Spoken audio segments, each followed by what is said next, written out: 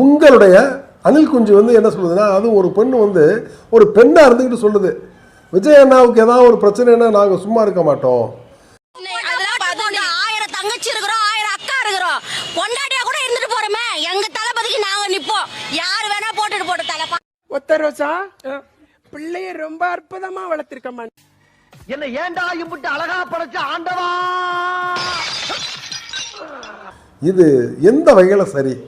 அதாவது ஒரு பெண் வந்து சகோதரியாகவும் அம்மாவாகவும் இருப்பதுங்கிற தளம் வேறு, மனைவிங்கிற ஒரு தளத்தில் இருந்து யோசிக்கிறது வேறு. ஸோ உங்களுடைய இந்த ரசிக வட்டத்தை வந்து முதல்ல வந்து நீங்கள் ஒரு கட்டமைப்புக்குள்ளே கொண்டு வாங்க.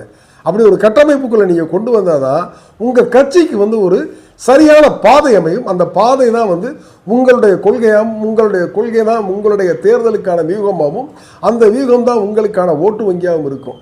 அதனால் தயவு செய்து